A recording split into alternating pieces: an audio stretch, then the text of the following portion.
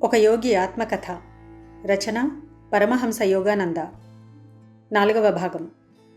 చివరి భాగంలో పరమహంస యోగానంద గారు 8 ఏళ్ల వయసున్నప్పుడు లాహిరి మహాశైల ఫోటో మూలంగా స్వస్థత కలగటం గురించి, ఆ ఫోటో పుట్టుకకు వెనక ఉన్న అద్భుతమైన కథ గురించి, యోగానంద గారు ధ్యానముద్రలో ఉండగా కనపడిన హిమాలయ యోగుల గురించి తెలుసుకున్నాం.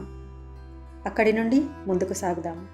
మెల్లగా కరిగిపోతున్న పరమానంద పారవశ్యంలో భగవంతుణ్ణి అన్వేషించాలనే ప్రేరణ శాశ్వత వారసత్వంలా లభించింది నాకు. ఆయన శాశ్వత నిత్యనూతన ఆనందరూపుడు. ఈ పారవశ్యం కలిగిన నాటి తరువాత కూడా చాలా కాలం వరకు దీని తాలూకు స్మృతి నాలో నిలిచిపోయింది. చిన్నప్పటి జ్ఞాపకం మరొకటి కూడా చెప్పవలసి ఉంది. అక్షరాలా అది చెప్పుకోవలసిందే. ఎందుచేతనంటే దాని తాలూకు మచ్చ ఈనాటికి నా ఒంటి మీద ఉంది. ఒకరోజు పొద్దున నేను, మా అక్క ఉమా మా గోరఖ్పూర్ ఇంటి ఆవరణలో ఒక వేప చెట్టు కింద కూర్చుని ఉన్నాం. మాకు దగ్గరలో కొన్ని చిలుకలు వేప పళ్ళు తింటున్నాయి. నేను వాటినే తేరిపారా చూస్తున్నాను. మధ్య మధ్య వాటి మీది నుంచి చూపు మళ్లించగలిగినప్పుడల్లా నేను బెంగాలీ వాచక పుస్తకం చదవడానికి అక్క నాకు సాయం చేస్తోంది. కాలి మీద కురుపు వేసిందని చెప్పి ఉమా ఆయింట్మెంట్ సీసా ఒకటి తెచ్చింది. అందులో మందు కొంచెం తీసి నా ముంచేతి మీద పూసుకున్నాను. బాగున్న చేతికి మందు పోయడం ఎందుకు?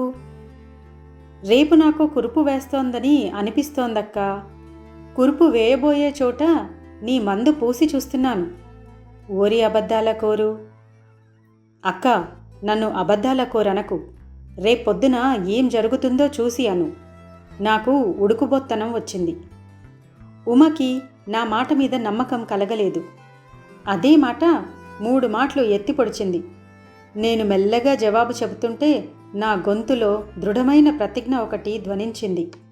నాకున్న సంకల్పశక్తి వల్ల రేపొద్దునకి నా చేతి మీద సరిగ్గా ఇదిగో ఇక్కడ బాగా పెద్ద కురుపు ఒకటి వెయ్యాలి. నీ కురుపు ఇప్పుడున్న దానికి రెట్టింపవ్వాలి. తెల్లవారేసరికి నేను చెప్పిన చోట నా చేతి మీద పెద్ద కురుపు ఒకటి కనిపించింది. ఉమా కురుపు రెట్టింపయింది. దాంతో అక్క కెవ్వున అరిచి అమ్మ దగ్గరికి పరిగెత్తింది. ముకుందుడు మంత్రగాడయ్యాడమ్మా. మాటలకున్న శక్తిని అపకారం చేయడానికి ఎన్నడూ ఉపయోగించవద్దని అమ్మ నన్ను గంభీరంగా హెచ్చరించింది. ఆవిడ సలహాని ఎప్పటికీ గుర్తుపెట్టుకొని అనుసరించాను. ఆపరేషన్ చేసి నా కురుపు నయం చేశారు. డాక్టరు కోత పెట్టిన చోట అయిన మచ్చ ఈనాటికి ఉంది.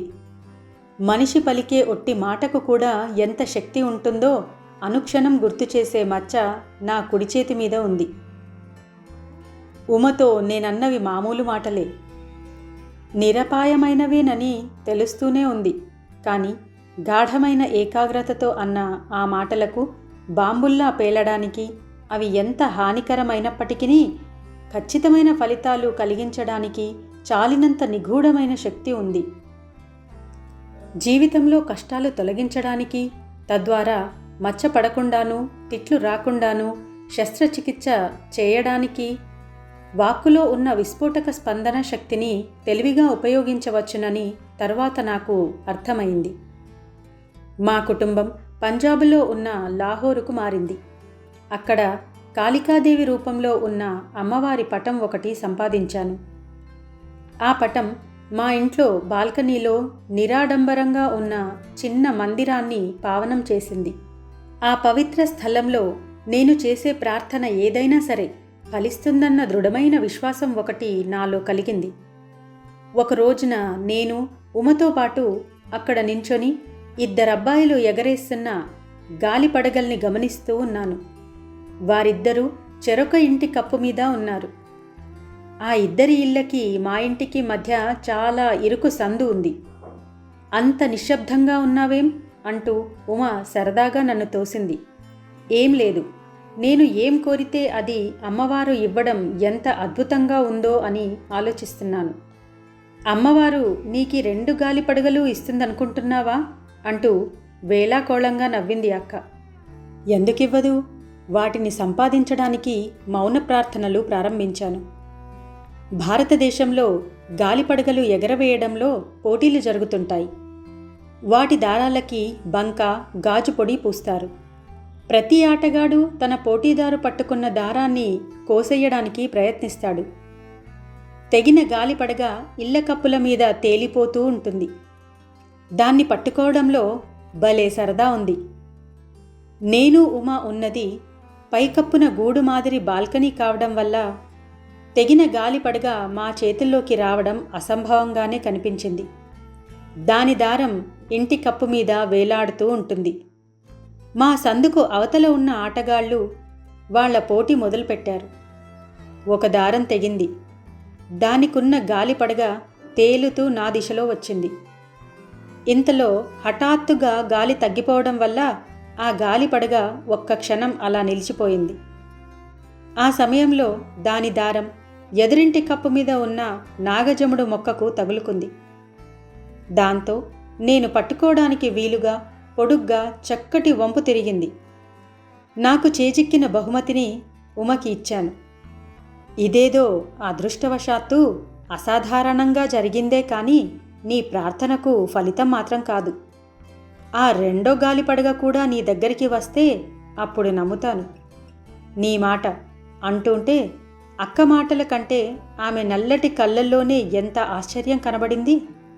నా ప్రార్థన గాఢంగా కొనసాగించాను. బలవంతంగా గుంజడంతో రెండో ఆటగాడి గాలిపడగ కూడా చటుక్కున తెగిపోయింది. గాలిలో నాట్యం చేస్తూ నా వైపే రావడం ప్రారంభించింది. మొదట నాకు సాయం చేసిన నాగజముడు మొక్కే ఈ గాలిపడగ దారాన్ని కూడా నేను పట్టుకోవడానికి వీలుగా వంపు తిరిగేటట్టు చేసింది. నా రెండో బహుమతిని కూడా ఉమకి ఇచ్చేశాను. నిజమే రోయ్, జగన్మాత నీ మాట వింటుంది. ఇదంతా నాకు మాయలా కనిపిస్తోంది అంటూ బెదిరిపోయిన లేడిలా రయ్యన పరిగెత్తేసింది అక్క. తరువాతి భాగంలోకి మనందరం కలిసి ప్రయాణాన్ని సాగిద్దామా మరి?